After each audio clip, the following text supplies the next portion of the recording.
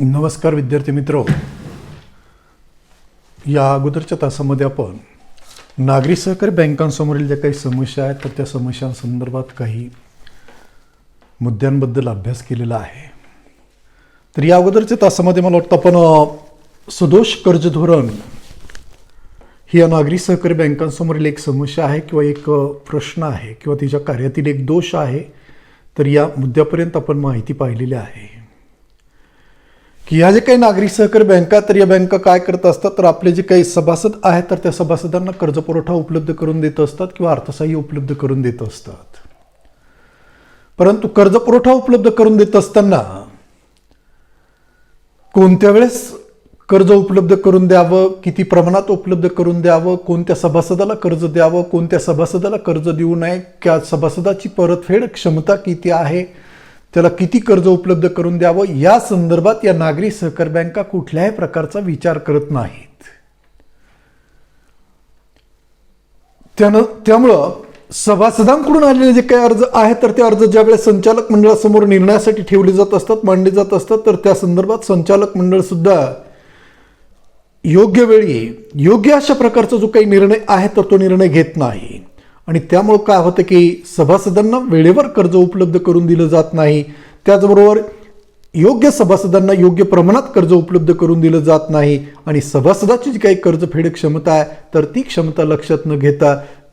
कर्जफेड क्षमता नसणाऱ्या सभासदांना प्रमाणापेक्षा जास्त कर्ज उपलब्ध करून दिलं जात आहे. आणि ज्यांची कर्जफेड क्षमता आहे तर त्यांना मात्र कर्जापासून वंचित राहावं लागतंय. तर त्यामुळं अशा प्रकारचं जे काही कर्ज धोरण आहे तर ते कर्ज धोरण हे सदोष स्वरूपाचं कर्ज धोरण आहे आणि म्हणून ती एक या नागरी सहकारी बँकांसमोरील समस्या आहे. तर यानंतर आपल्याला पुढचा मुद्दा पाहायचा की दुहेरी नियंत्रण. तर या ज्या काही नागरी सहकारी बँका तर या बँका आपल्या सभासदांसाठी वेगळ्या प्रकारची जी काही कार्य आहेत तर ती कार्य पार पडत असतात. परंतु या बँकांनी आपली कार्य कशा पद्धतीनं पार पाडावीत या संदर्भात या नागरी सहकारी बँकांवर दुहेरी नियंत्रण लादलेलं आहे. रिझर्व्ह बँक ऑफ इंडियाचंही नियंत्रण आहे आणि राज्याचं जे काही सहकार खातं आहे तर त्या सहकार खात्याचं सुद्धा नियंत्रण आहे. रिझर्व्ह बँक ऑफ इंडिया वेगळ्या प्रकारचे निर्णय घेत असते किंवा वेगळ्या प्रकारची ध्येय धोरणं निश्चित करत असते आणि राज्य सरकारचं जे काही सहकार खातं आहे तर ते सहकार खातं सुद्धा वेगळ्या प्रकारची जी काही ध्येय धोरणं आहे तर ती ध्येय धोरणं निश्चित करत असतं. मग कोणाच्या निर्णयाची संस्थेमध्ये अंमलबजावणी करायची किंवा बँकेमध्ये अंमलबजावणी करायची या संदर्भातला जो काही प्रश्न आहे तर तो प्रश्न या नागरी सहकारी बँकांचे जे काही अधिकारी कर्मचारी संचालक मंडळ आहे तर त्या संचालक मंडळासमोर आणि अधिकारी कर्मचाऱ्यांसमोर निर्माण होत असतं. रिझर्व्ह बँक ऑफ इंडियानं घेतलेले जे काही निर्णय आहेत तर त्या निर्णयाची अंमलबजावणी करायची किंवा रिझर्व्ह बँक ऑफ इंडियानं निश्चित केलेले जे काही ध्येय धोरणं आहेत तर ती ध्येय धोरणं राबवायची अथवा राज्य सरकारचं जे काही सहकार खातं आहे तर त्या सहकार खात्यानं निश्चित केलेली जी काही ध्येय धोरणं आहेत तर ती ध्येय धोरणं संस्थेमध्ये राबवायची का घेतलेले जे काही निर्णय आहेत तर ते निर्णय संस्थेमध्ये राबवायचे किंवा बँकेमध्ये राबवायचे. तर या संदर्भातला जो काही निर्णय आहे तर तो निर्णय घेणं कठीण जात असतं, अवघड जात असतं. आणि त्यामुळं या नागरी सहकारी बँकांना आपली जी काही कार्य आहेत तर ती कार्य सुरळीतपणे किंवा व्यवस्थितपणे पार पाडता येत नाही.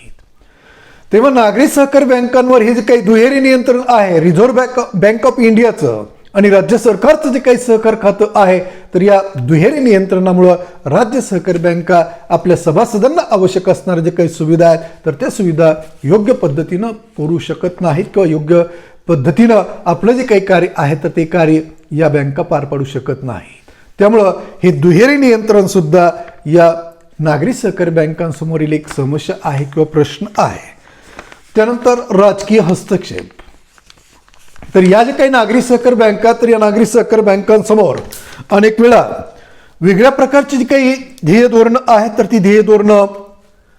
निश्चित केली जात असतात आणि त्या ध्येय धोरणांची सहकारी संस्थांमध्ये काय केली जात असते, अंमलबजावणी केली जात असते. मग या ध्येय धोरणांची अंमलबजावणी करत असताना राज्य सरकार किंवा हे जे काही राजकीय पुढारी आहेत तर ते राजकीय पुढारी काय करत असतात तर सहकारी संस्थांच्या या नागरी सहकारी बँकांच्या कारभारामध्ये मोठ्या प्रमाणावर हस्तक्षेप करत असतात. म्हणजे या जे काही नागरी सहकारी बँका तर या नागरी सहकारी बँकांची निश्चित केलेली जी काही ध्येय धोरणं आहेत तर ती ध्येय धोरणं ही नागरी सहकारी बँक राबवत असताना या राजकीय पुढारी जे आहेत किंवा राज्य सरकार जे आहे तर ते राज्य सरकार किंवा राजकीय पुढारी काय करत असतात तर अनेक वेळा आपली जी काही मतं आहेत तर ती मतं या नागरी सहकारी बँकांवर लादत असतात आणि त्यानुसार नागरी सहकारी बँकेला आपली जी काही कार्य आहेत तर ती कार्य पार पाडण्यासाठी भाग पाडत असतात. मग ज्यावेळेस या नागरी सहकारी बँकांच्या कार्यामध्ये हा जो काही राजकीय हस्तक्षेप आहे तर तो राजकीय हस्तक्षेप वाढत असतो तर त्यावेळेस निश्चित नागरी सहकारी बँक आपलं जे काही कार्य आहे तर ते कार्य पार पडत असताना काय होत असतं तर विशिष्ट लोकांना मर्यादेपेक्षा जास्त सुविधा उपलब्ध करून दिल्या जात असतात किंवा कर्ज उपलब्ध करून दिलं जात असतं आणि विशिष्ट सभासदांना मात्र कर्ज पुरवठ्यापासून वंचित राहावं लागत असतं, दूर राहावं लागत असतं. कारण हे राजकीय पुढारी का असतात, स्वार्थी प्रवृत्तीचे असतात. ते स्वतःसाठी या नागरी सहकारी बँकांकडे उपलब्ध असणारे जे काही भांडवल आहे तर त्या भांडवलाचा जास्तीत जास्त फायदा घेण्याचा प्रयत्न करत असतात आणि त्याचबरोबर आपले जे काही स्नेही आहेत, आपले जे काही नातेवाईक आहेत तर त्या स्नेहींना किंवा नातेवाईकांना मोठ्या प्रमाणावर जे काही या राज्य सहकारी बँकेकडील जो काही निधी आहे तर तो निधी कर्जाच्या स्वरूपात उपलब्ध करून देत असतात आणि सर्वसामान्य जे काही सभासद आहेत तर त्या सभासदांना मात्र कर्जापासून वंचित ठेवत असतात किंवा नागरी सहकारी बँकेद्वारे पुरवल्या जाणाऱ्या जे काही सुविधा आहेत तर त्या सुविधांपासून वंचित ठेवत असतात, दूर ठेवत असतात. त्यामुळं हा जो काही नागरी सहकारी बँकांच्या कार्यामध्ये राजकीय हस्तक्षेप दिवसेंदिवस वाढत चाललेला आहे तर ती सुद्धा नागरी सहकारी बँकांसमोरील एक समस्या आहे. कारण या राजकीय हस्तक्षेपामुळे काय होत आहे तर राज्य सहकारी बँकेला आपलं जे काही कार्य आहे तर ते कार्य नियमाला अनुसरून सुरळीतपणे पार पाडता येत नाही आणि म्हणून राजकीय हस्तक्षेप ही नागरी सहकारी बँकांसमोरील एक समस्या आहे किंवा त्यांच्या कार्यातील तो एक दोष आहे. त्यानंतर पुढची समस्या आहे आधुनिक बँकिंग सुविधांचा अभाव. आपण पाहिलं की नागरी सहकारी बँका आपले जे काही सभासद आहेत किंवा ग्राहक आहेत तर त्यांना वेगळ्या प्रकारचे जे काही आधुनिक बँकिंग सुविधा आहेत तर त्या सुविधा उपलब्ध करून देण्याचं कार्य पार पाडत असतात. एटीएमची सुविधा उपलब्ध करून देत असतात, नेट बँकिंगची सुविधा उपलब्ध करून देत असतात, मोबाईल बँकिंगची सुविधा उपलब्ध करून देत असतात. त्यानंतर क्रेडिट कार्ड, डेबिट कार्ड,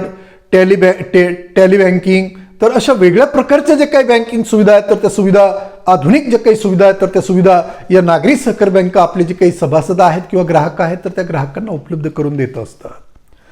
परंतु या ज्या काही सुविधा आहेत तर या सुविधा उपलब्ध करून देण्यासाठी नागरी सहकारी बँकांकडे कशाचं मोठ्या प्रमाणावर काय उपलब्ध असणं आवश्यक आहे तर भांडवल उपलब्ध असणं आवश्यक आहे, निधी उपलब्ध असणं आवश्यक आहे. परंतु नागरी सहकारी बँका ह्या आर्थिकदृष्ट्या दुर्बल असणारे जे काही घटक आहेत तर त्या घटकांनी संघटित होऊन किंवा एकत्र येऊन स्थापन केलेले असतात आणि त्यामुळे नागरी सहकारी बँकांकडे भांडवलाचा तुटवडा असतो आणि भांडवलाचा तुटवडा असल्यामुळं या आधुनिक बँकिंग सुविधा उपलब्ध करून देण्यासाठी जी यंत्रसामुग्री आवश्यक असते किंवा साधन सामुग्री आवश्यक असते तर ती साधन सामुग्री किंवा यंत्रसामुग्री नागरी सहकारी बँका खरेदी करू शकत नाहीत आणि निधीचा तुटवडा असल्यामुळे या आधुनिक बँकिंग सुविधाद्वारे सभासदांना वेगळ्या प्रकारच्या जे काही सुविधा आहेत तर त्या सुविधा या नागरी सहकारी बँका उपलब्ध करून देऊ शकत नाहीत. कारण महत्वाची बाब म्हणजे काय की या नागरी सहकारी बँकांकडे पुरेसं भांडवल किंवा निधीचा तुटवडा आहे. पुरेसं भांडवल किंवा निधी नसल्यामुळं नागरी सहकारी बँका अशा प्रकारचे जे काही आधुनिक सुविधा आहेत तर त्या सुविधा आपले जे काही सभासद आहेत किंवा ग्राहक आहेत तर त्या सभासदांना किंवा ग्राहकांना उपलब्ध करून देऊ शकत नाहीत आणि त्यामुळं आधुनिक बँकिंग सुविधा ज्या आहेत तर त्या सुविधांचा अभाव ही सुद्धा या नागरी सहकारी बँकांसमोरील एक समस्या आहे. तर याप्रमाणे विद्यार्थी मित्रांनो या ज्या काही नागरी सहकारी बँका आहेत तर या बँका आपली जी काही कार्य आहेत तर ती कार्य पार पडत असताना अशा वेगळ्या प्रकारच्या जे काही समस्या आहेत तर त्या समस्या नागरी सहकारी बँकांसमोर उभा राहत असतात आणि या नागरी सहकारी बँकांसमोरील या समस्या निर्माण झाल्यामुळं नागरी सहकारी बँका आपलं जे काही कार्य आहे तर ते कार्य सुरळीतपणे किंवा व्यवस्थितपणे पार पडू शकत नाहीत. तर यानंतर विद्यार्थी मित्रांनो या ज्या काही नागरी सहकारी बँका तर या नागरी सहकारी बँकांसमोरील ज्या काही समस्या आहेत तर त्या समस्या दूर करण्यासाठी काहीतरी उपाय शोधणं आवश्यक आहे, महत्त्वाचं आहे आणि म्हणून सहकार तज्ञांना या नागरी सहकारी बँकांची जी काही कार्य आहेत तर ती कार्य त्यांना सुरळीतपणे पार पाडता यावीत, व्यवस्थितपणे पार पाडता यावीत यासाठी त्यांच्या समोरील ज्या काही समस्या आहेत तर त्या समस्या दूर करण्यासाठी वेगळ्या प्रकारचे जे काही उपाय आहेत तर ते उपाय सुचवलेले आहेत आणि जर नागरी सहकारी बँकांनी हे उपाय अंमलात आणले तर निश्चित नागरी सहकारी बँका आपलं जे काही कार्य आहे तर ते कार्य नियमाला अनुसरून पार पडू शकतील, सभासदाच्या हिताला अनुसरून पार पडू शकतील आणि या नागरी सहकारी बँका आपले जे काही सभासद आहेत किंवा ग्राहक आहेत तर त्यांचा सर्वांगीण जो काही विकास आहे तर तो विकास घडून आणण्यामध्ये यशस्वी ठरतील. तर यासाठी सहकार तज्ञांना या समस्यांवर पुढील वेगळ्या प्रकारचे जे काही उपाय आहेत तर ते उपाय सुचवलेले आहेत. तर पहिला उपाय सुचवलेला आहे उत्पादक कर्जावर भार. तर या नागरी सहकारी बँका काय करत असतात, आपले जे काही सभासद आहेत तर त्या सभासदांना वैयक्तिक कारणावर कर्ज पुरवठा किंवा अर्थसहाय्य उपलब्ध करून देण्याचं कार्य पार पाडत असतात. मग घर बांधण्यासाठी कर्ज उपलब्ध करून देत असतात, गृहोपयोगी वस्तू खरेदी करण्यासाठी म्हणजे टीव्ही खरेदी करण्यासाठी, त्यानंतर कूलर खरेदी करण्यासाठी, त्यानंतर वेगळ्या प्रकारची जी काही गृहोपयोगी वस्तूंची आवश्यकता असते, वॉशिंग मशीन आवश्यक असतं, फ्रीज आवश्यक असतं, तर अशा वेगळ्या प्रकारच्या जे काही वस्तू आहेत तर त्या वस्तू खरेदी करण्यासाठी या नागरी सहकारी बँका काय करत असतात, तर आपले जे काही सभासद आहेत तर त्या सभासदांना कर्ज पुरवठा किंवा अर्थसहाय्य उपलब्ध करून देत असतात.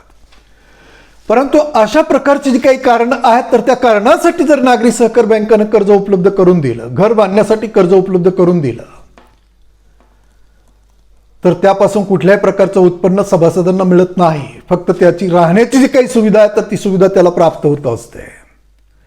त्यानंतर आपण पाहिलं की या ज्या काही नागरी सहकारी बँका तर या बँका टीव्ही खरेदी करण्यासाठी कर्ज देत असतात, त्यानंतर कूलर खरेदी करण्यासाठी कर्ज उपलब्ध करून देत असतात, त्यानंतर आपले जे काही सभासद आहेत तर त्या सभासदांना वॉशिंग मशीन खरेदी करण्यासाठी कर्ज उपलब्ध करून देत असतात, फ्रीज खरेदी करण्यासाठी कर्ज उपलब्ध करून देत असतात. तर हे अशा विविध कारणासाठी दिलेलं जे काही कर्ज आहे तर ते कर्ज कशासाठी, तर अनुत्पादक कार्यासाठी दिलेलं असतं आणि त्यामुळे सभासदांना त्यापासून कुठल्याही प्रकारचं उत्पादन किंवा उत्पन्न मिळत नाही. म्हणून या नागरी सहकारी बँकांना आपल्या सभासदांना किंवा ग्राहकांना कर्ज पुरवठा उपलब्ध करून देत असताना जे उत्पादक स्वरूपाचे व्यवसाय ग्राहक करत असतात किंवा सभासद करत असतात तर तशा प्रकारचे व्यवसाय करण्यासाठीच कर्ज पुरवठा उपलब्ध करून देणं आवश्यक आहे, महत्त्वाचं आहे. म्हणजे हे जे काही सभासद आहेत तर तो सभासद जर एखादा किराणा व्यवसाय करणार असाल तर त्यासाठी त्याला कर्ज उपलब्ध करून द्यावं, वाहन दुरुस्तीचा व्यवसाय करणार असाल तर त्यासाठी त्याला कर्ज उपलब्ध करून द्यावं, वेगळ्या प्रकारचे जे काही गृहोपयोगी वस्तू आहेत तर त्या वस्तू दुरुस्ती करण्यासंदर्भातील जर व्यवसाय करणार असाल तर त्यासाठी कर्ज उपलब्ध करून द्यावं. तर अशा प्रकारची जी काही कारणं आहेत किंवा कार्य आहेत तर ती उत्पादक स्वरूपाची कार्य असतात आणि त्यासाठी जर कर्ज दिला तर निश्चित सभासदाला त्या किंवा ग्राहकाला त्यापासून उत्पन्न मिळत असतं आणि उत्पन्न मिळाल्यामुळं घेतलेल्या कर्जाची परतफेड ग्राहक किंवा सभासद वेळेवर करू शकत असतात. तेव्हा या ज्या काही नागरी सहकारी बँका तर या बँकांनी आपल्या ग्राहकांना किंवा सभासदांना कर्ज पुरवठा उपलब्ध करून देताना जर उत्पादक कार्यावर कर्ज पुरवठा केला किंवा उत्पादक कार्यासाठी कर्ज पुरवठा उपलब्ध करून देण्याचं कार्य पार पाडलं तर निश्चित या नागरी सहकारी बँकांचा विकास घडून येत असतो आणि नागरी सहकारी बँकांचे जे काही सभासद आहेत किंवा ग्राहक आहेत तर त्या सभासदांचा किंवा ग्राहकांचा सुद्धा त्यामुळे विकास घडून येण्यासाठी त्याची मदत होत असते. तर यानंतर पुढचा उपाय सुचवलेला आहे कर्मचारी वर्गास प्रशिक्षण. तर जो नागरी सहकारी बँकेमध्ये कर्मचारी वर्ग नियुक्त केलेला असतो तर अनेक वेळा आपण पाहिलं की कर्मचाऱ्यांची नियुक्ती करत असताना कुठल्याही प्रकारची पात्रता परीक्षा घेतली जात नाही. वशिलेबाजीनं नागरी सहकारी बँकांमध्ये सुद्धा अधिकारी कर्मचारी नियुक्त केले जात असतात. मग वशिलेबाजीनं म्हणजे जवळचे जे काही नातेवाईक आहेत तर त्या नातेवाईकांच्या बँकांमध्ये अधिकारी कर्मचारी म्हणून नियुक्ती केली जात असते किंवा पैसे घेऊन अपात्र व्यक्ती अधिकारी कर्मचारी म्हणून नियुक्त केले जात असतात आणि मग त्यांची नियुक्ती केल्यानंतर त्या नागरी सहकारी बँकेची जी काही कार्य आहेत तर ती कार्य काय केली जात असतात त्यांच्यामध्ये विभागून दिली जात असतात, त्यांच्यामध्ये वाटून दिली जात असतात. मग अनेक वेळा या अधिकाऱ्यांना कर्मचाऱ्यांना त्या नागरी सहकारी बँकेचे जे काही कार्य आहेत तर त्या कार्यासंदर्भातही कुठल्याही प्रकारचं ज्ञान नसतं. त्याचबरोबर नागरी सहकारी बँकांसंदर्भात वेगळ्या प्रकारचे जे काही नियम तयार केलेले आहेत त्या नागरी सहकारी बँकांचे जे काही पोटनियम आहेत तर त्या नियमांसंदर्भात आणि पोटनियमांसंदर्भात सुद्धा कुठल्याही प्रकारचं ज्ञान या नागरी सहकारी बँकेचं जे काही संचालक मंडळ आहे आणि अधिकारी कर्मचारी आहेत तर त्यांना प्राप्त झालेलं नसतं, मिळालेलं नसतं. आणि त्यामुळं ह्या ज्या काही नागरी सहकारी बँकांमध्ये नियुक्त केलेले जे अधिकारी कर्मचारी आहेत तर ते अधिकारी कर्मचारी काय करू शकत नाहीत तर आपलं जे काही कार्य आहे तर ते कार्य सुरळीतपणे नियमाला अनुसरून पार पाडू शकत नाहीत, कारण त्यांना संस्थेच्या कार्यासंदर्भात आणि सहकार कायद्यासंदर्भात या नागरी सहकारी बँकेच्या पोटनियमासंदर्भात कुठल्याही प्रकारचं ज्ञान नसतं आणि त्यामुळं नियमाला अनुसरून हे नागरी सहकारी बँकेचे अधिकारी कर्मचारी आपलं जे काही कार्य आहे तर ते कार्य पार पाडू शकत नाहीत. तेव्हा नागरी सहकारी बँकेचे जे काही अधिकारी कर्मचारी आहेत तर त्या अधिकाऱ्यांना कर्मचाऱ्यांना जर त्यांची कार्य सुरळीतपणे पार पाडायची असतील, नियमाला अनुसरून पार पाडायची असतील तर त्यासाठी काय करणं आवश्यक आहे तर नागरी सहकारी बँकेचे जे काही अधिकारी कर्मचारी आहेत तर त्या अधिकाऱ्यांना कर्मचाऱ्यांना त्यांच्या कार्यासंदर्भात शिक्षण प्रशिक्षण देणं आवश्यक आहे. आणि त्यासाठी नागरी सहकारी बँकेनं काय करावं तर या आपले जे काही अधिकारी कर्मचारी आहेत तर त्या अधिकाऱ्यांच्या कर्मचाऱ्यांचे प्रशिक्षणासंदर्भातली जी काही व्यवस्था आहे तर ती व्यवस्था करावी. म्हणजे प्रशिक्षण देणाऱ्या जे काही संस्था आहेत तर त्या संस्था निर्माण कराव्यात, किंवा ज्या ठिकाणी प्रशिक्षण संस्था आहेत तर त्या ठिकाणी आपले जे काही अधिकारी कर्मचारी आहेत तर त्या अधिकाऱ्यांना कर्मचाऱ्यांना प्रशिक्षणासाठी पाठवावं. आणि त्या ठिकाणी मग त्यांच्या कार्यासंदर्भात त्यांना प्रशिक्षण जर मिळालं तर निश्चित या नागरी सहकारी बँकेची जी काही कार्य आहेत तर ती कार्य ते काय करू शकतील तर सुरळीतपणे किंवा व्यवस्थितपणे पार पडू शकतील. आणि म्हणून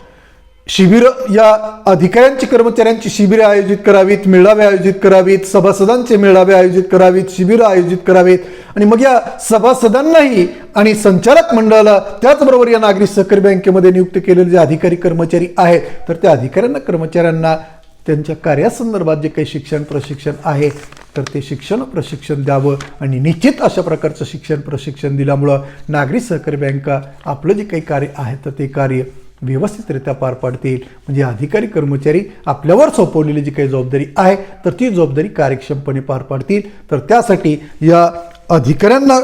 आणि कर्मचाऱ्यांना त्यांच्या कामासंदर्भात प्रशिक्षण देण्याची जी काही व्यवस्था आहे तर ती व्यवस्था या नागरी सहकारी बँकांनी करावी.